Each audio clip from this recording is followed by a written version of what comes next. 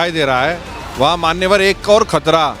कल पूरे उत्तर प्रदेश के अंदर राष्ट्रीय लोकदल ने एक बड़ा स्कैम खोलने का काम करा, जहाँ पे हर बूथ पे वोट काटी जा रही है। जहाँ आप बूथ पे वोट काट देंगे, विपक्ष के सांसदों को आप जो है सस्पेंड कर देंगे, तो लोकतंत्र बचा कहाँ है। जनता को समझ गई है और ये इंडिया गठबंधन की ताकत से घबरा के सरकार ऐसा कदम उठाने का काम कर रही है। हम आपके माध्यम से, मीडिया के माध्यम से कहना चाहते हैं, या तो बदलाव दिखाने का काम करें, वरना जनता बदलाव करने में सरकार का समय नहीं लेगी। लग रहा है मोदी जी सवालों से घबरा रहे हैं। विपक्ष जब सवाल करता है कि भाई संसद की सुरक्षा में चूक कैसे हुई, तो वो कह रहे हैं हंगामा कर रहे हो, सदन नहीं चलने दे रहे हो, सस्पेंड कर दे। देखिए, क्रेडिबिलिटी का खिलाफ सवाल है। मोदी जी की क्रेडिबिलिटी कहीं ना कहीं, जिस तरह की घटनाएं हो रही हैं, वो कहीं ना कहीं गिरने का काम हो रही है। उससे सरकार घबरा चुकी है, और जब घबराई हुई सरकार ऐसा करती है तो वो बचना शुरू करती है। एस्केपिस्ट होते हैं, तो अब ये बच के काम नहीं चलेगा। आपका इम्तिहान की घड़ी आने वाले समय में 6 महीने में तैयार है। 5 महीने में जनता आपका पल पल, मिनट मिनट और हर नीति और नियत का आपका सवाल मांगने का काम करेगी। मोदी जी कहते हैं देश में मेरे लिए एक ही जाति है, वो है गरीबों की जाति।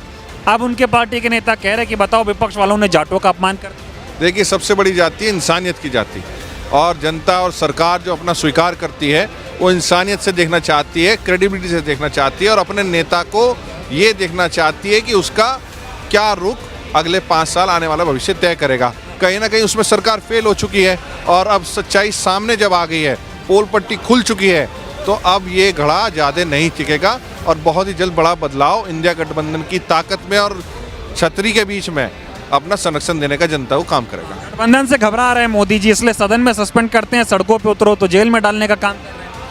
देखिए, जो संसद से बाहर होने चाहिए थे, जो पूरे समाज को गाली देता है, एक सांसद को गाली देता है, वो तो अंदर बैठेगा, और सवाल पूछने वाले बाहर बैठेंगे। बाहर करोगे आप तो ये तानाशाही नहीं है। जब समय मौत के नज़दीक जाना तो फड़फड़ा, वैसी वही काम इस सरकार का है। अब फड़फड़ा रही, निमट जगह किस्सा, जाने का समय आ गया। जाने का समय आ गया इसका।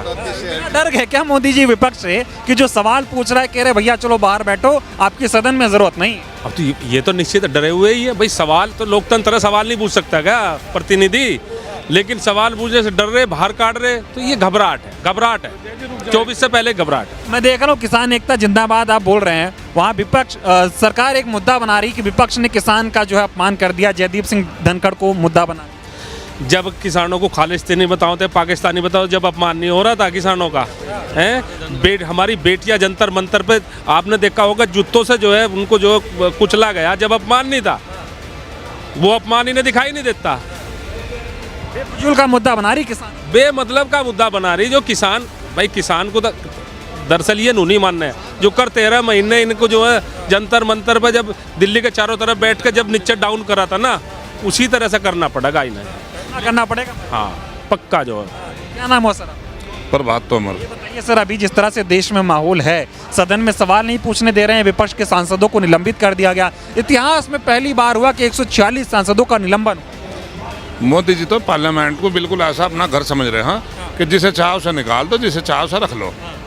अभी अध्यक्ष जी बता रहे थे कि जो सांसद वहाँ से भाजपा के सांसद, दूसरे सांसद को अब शब्द कह रहे हैं, उन्हें तो निलंबित करने रहे।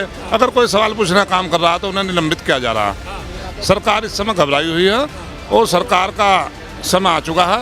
एक कहावत है, दिया बुझने से पहले फटफटाता है, तो इनका दिया बुझने वाला है। गठबंधन का एक बड़ा ऐलान भी हो रहा है, आगाज हो रहा है। क्या लग रहा है कि इस ताकत से कितना डर रहे हैं मोदी? नहीं, इसी से तो डरे हुए हैं वे चाहते नहीं इंडिया गठबंधन बना।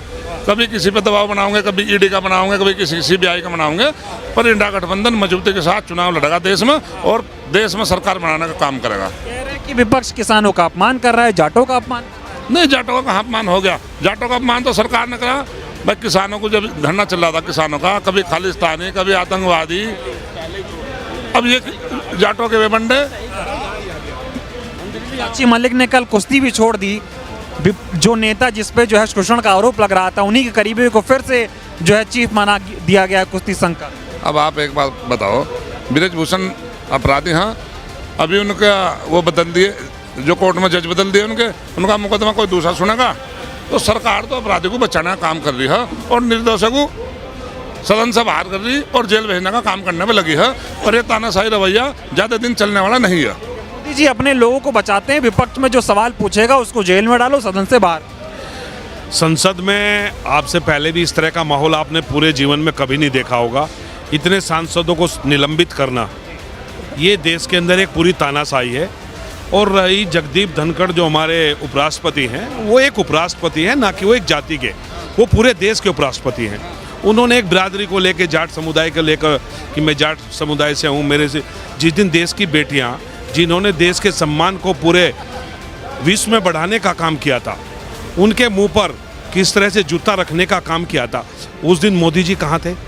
जिस दिन वो मेडल जीत के आई थी, उस दिन उनको अपने घर डिनर पे बुलाते थे, अच्छी अच्छी फ़ोटो खिंचवाते थे, फेसबुक के माध्यम से, इलेक्ट्रॉनिक मीडिया के माध्यम से, प्रिंट मीडिया के माध्यम से उसका प्रचार करते थे। आज कहाँ हैं? आज कहाँ हैं? आज जाट एक बिरादरी को चिन्हित करके उस बिरादरी को राजनीति के तहत भारतीय जनता पार्टी के लोगों ने तो धरना किया। कोई जाट समुदाय का धरना नहीं था कल ये जो जंतर मंतर पर हुआ, ये भारतीय जनता पार्टी के लोगों का धरना था। मुद्दा बना रही जाति को आधार बना। चुनाव आ गया ना, चुनाव के बीच में एक किसी तरह से एक चिंगारी बिरादरी के अंदर, इनका काम तो यह है कि सभी धर्मों को आपस में लड़ाओ और फूट डालकर राज करो।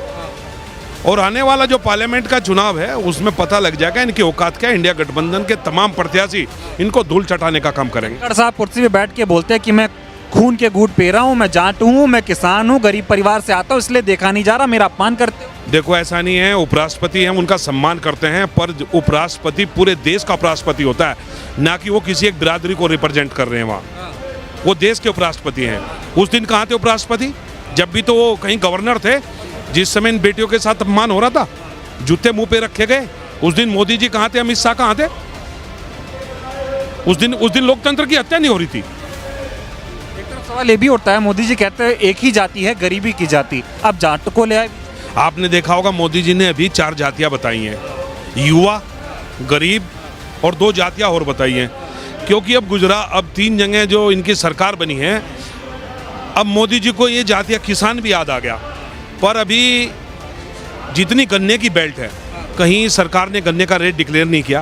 पुराने जो गन्ने का बकाया भुगतान पड़ा है वो डिक्लेयर नहीं किया। जो सरकार का अपना मैनिफेस्टो था, जिसके ऊपर सरकार बनी, उस पर सरकार काम नहीं कर रही है। निरंतर किसानों के साथ, युवाओं के साथ लगातार धोखा हो रहा है। और आने वाले जो पार्लियामेंट का चुनाव है, जनता ने मन बना लिया इनको उखाड़ फेंकने का। इसमें मन बना लिया, इस बता देंगे कौन सही है कौन गलत। निश्चित इनकी औकात बताने का काम जनता करेगी। गठबंधन जो बना है उसको लेके भी कहते हैं इंडी गठबंधन है, इंडिया गठबंधन नहीं है। ऐसा कुछ नहीं है, इंडिया गठबंधन है। इन्हें तो कुछ ना कुछ इंडिया है ना, ये नाम इंडिया है। इंडिया गठबंधन बना, ये इंडिया के गठबंधन के नाम से डर रहे हैं। देखा नहीं, जब इंडिया गठबंधन बना था इन्होंने कहा भाई तो भारत का नाम रख दिया इन्होंने, तो भारत ही है ना। अब ये लोग देखना इनका क्या हालात पैदा होंगे। इंडिया गठबंधन के तमाम जितने भी दल इंडिया गठबंधन में हैं, सब मिलकर पूरी मजबूती के साथ चुनाव लड़ेंगे। और आने वाली लोकसभा के चुनाव में इनका वो हश्र होगा कि आप सोच भी नहीं सकते। एक तरफ साक्षी मलिक को मोदी जी घर पे डिनर पे बुलाते थे, और जब उनके नेता का नाम सामने आया तो मोदी जी कुछ नहीं बोले। और कल साक्षी मलिक जो एक गरीब परिवार से आती थी, देश को मेडल दिलाए, कल उसने कुश्ती से संन्यास ले। मैं आपके माध्यम से कह चुका हूं, साक्षी मलिक जिस दिन मेडल लेके आई थी, उस दिन मोदी जी उसको अपने घर पे बुलाते थे, फोटो खिंचवाते थे, डिनर कराते थे और सब अखबारों के माध्यम से उसको प्रचारित करने का काम करते थे। देखा नहीं, अभी वहाँ से अहमदाबाद में जो मैच हुआ इंडिया का, जिसमें इंडिया से फाइनल में हारा, मोदी जी तो हार के बावजूद भी मिलने पहुंच गए थे। अगर जीत जाते ना तो कप को लेके मोदी जी घूमते वहाँ पे स्टेडियम में। तो ये हालात है, ऐसा कुछ नहीं है। इन्होंने अपने सांसद जो बृजभूषण थे उनको किस तरह बचाया है, किस तरह के लोगों को संरक्षण दे रहे हैं। अपने सांसद के खिलाफ एक काम नहीं करेंगे।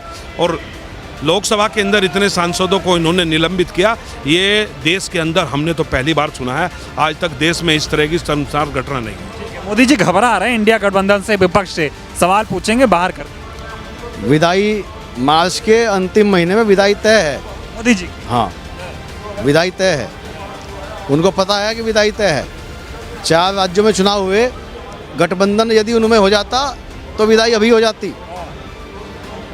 मार्च के अंतिम सप्ताह में विदाई तय है। मोदी जी डर रहे हैं, इसीलिए जो है जो सवाल पूछ रहा है उसको सदन से बाहर कर। बिल्कुल यही बात है, यही वजह है कि सांसदों को बाहर निकाला गया। ये बताइए, आपकी तो एक उम्र हो गई है, ये बताइए तमाम आपने सरकारें देखी होंगी, कभी ऐसा देखा 146 सांसद एक बार में निलंबित कर दिए गए हों? कोई सरकार ऐसी देखी आप?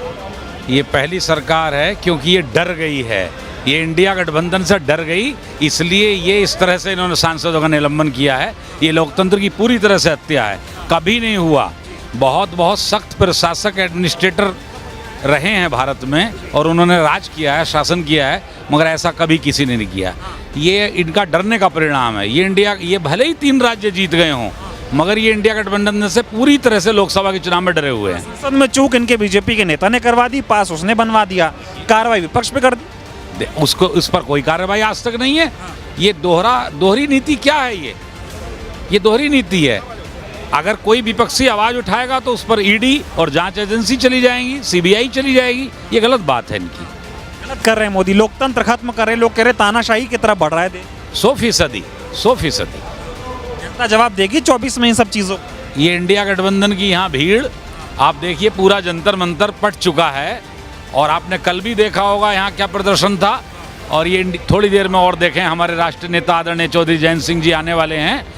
और इंडिया गठबंधन की ये भारी भीड़ यहाँ ये साबित करती है कि मोदी जी अब जाने वाले हैं। तो जिक्र कर दिया आपने कल जो प्रदर्शन हुआ, कहा गया कि भाई विपक्ष के नेताओं ने जाटों का अपमान किया है, देश का इसका बदला लेगा। जाटों का अपमान सहेगा नहीं दे। ये जाटों के कोई ठेकेदार हैं? जाटों का प्रतिनिधित्व, किसानों का प्रतिनिधित्व, मजलूमों का प्रतिनिधित्व और कमजोरों का प्रतिनिधित्व चौधरी जयंत सिंह जी करते हैं। ये कौन है जाटों के ठेकेदार? कह रहे धनखड़ साहब का अपमान कर दिया। धनखड़ साहब कह रहे मैं जाट हूँ, किसान हूँ, इसलिए ऐसा कर रहे हो मेरे साथ। वो उन्होंने भावुकता की अपील की है, जबकि सदन की गरिमा के विपरीत बोले हैं वो। मैं ये भी कहूँगा कि राज्यसभा के जो सभापति जी हैं, वो उनको जाट या जाति बात पर बोलना ही नहीं चाहिए था। सवाल एक और पूछ रहा हूँ आपसे, साक्षी मलिक का जो मुद्दा था, एक बेटी जो किसान परिवार से आई, तमाम मेडल इस देश को दिलाए, मोदी जी सर पे हाथ रख के आशीर्वाद देते थे, लेकिन जब उसने शोषण के आरोप लगाए तो उस नेता पे कोई कार्रवाई नहीं। आज तक कोई कार्रवाई नहीं। इतना और हुआ है कि उसका बिल्कुल खास मिलने वाला कुश्ती संघ का अध्यक्ष बना दिया गया है। साक्षी मलिक ने कुश्ती छोड़ दी? जी छोड़ दी, पता है बिल्कुल। नहीं लड़ेंगे इसके लिए? एक तरफ मोदी जी कहते हैं देश की बेटी को पढ़ाओ, खिलाओ, आगे बढ़ाओ, और बेटियां संन्यास ले रही। की लड़ाई, खिलाड़ियों की लड़ाई, महिलाओं की लड़ाई राष्ट्रीय लोकदल ने लड़ी थी और हमारी पार्टी और इंडिया गठबंधन उनकी लड़ाई लड़ेगा। जी बोलिए। ऐसा है, धनखड़ जी को पहले तो मेरी नमस्कार। जाति में, किसी में, धर्म में जन्म लेना अलग बात है। जिस पद पर बैठ के उस पद की हम गरिमा ना रख सकें, उस पद पर हमें बने रहने का अधिकार नहीं है। मानवता के नाते मैं भी जाट जाति में जन्म लिया है, इसलिए मेरी छोटा हूँ एक सलाह है तो तुरंत जो है अपने पद से इस्तीफा दें और साक्षी मलिक से सीख लें। नंबर 1 बात। नंबर 2 बात, चौधरी चरण सिंह के पुत्र चौधरी अजीत सिंह की कोठी कनाक्तों में खाली हुई, वो जाट नहीं थे का? जाट नेता भी हैं, देश के प्रधानमंत्री के पुत्र भी थे और देश आज़ाद कराने में उनके पिताजी का योगदान था। किसानों के बढ़िया मसीहा थे। तब धनखड़ जी कहाँ थे? कहाँ थे धनखड़ जी? खड़ा हो रहा है देश की बेटियां जब यहाँ। आज से पहले धनखड़ जी को जाट नहीं याद आए?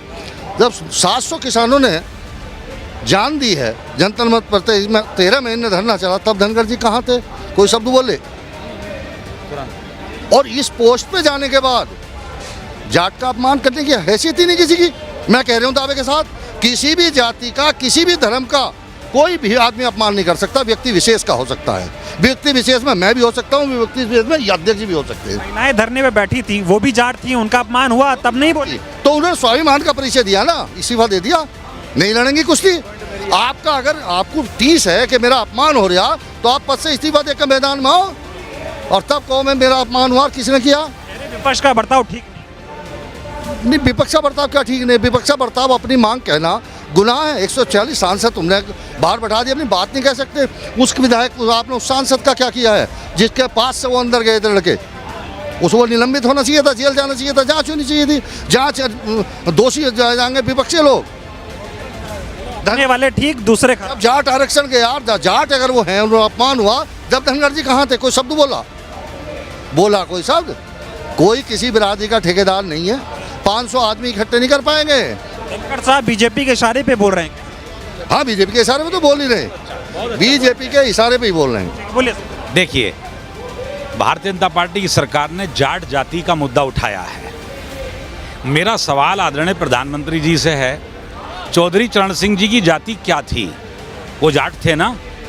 देश के पहले प्रधानमंत्री हैं आदरणीय मोदी जी, जो आज तक चौधरी चरण सिंह जी की प्रतिमा पर या किसान घाट पर जिन्होंने आके श्रद्धांजलि अर्पित नहीं की।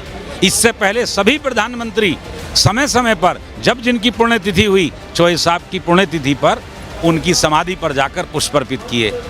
आज ये जाटों की बात करते हैं। इनके शीर्ष नेता आदरणीय मोदी जी आज तक ना तो केंद्रीय कक्ष में सेंट्रल हॉल में उन्होंने कभी उनकी माल्यार्पण किया है चौधरी साहब को। चौधरी चरण सिंह जी की जाति क्या थी?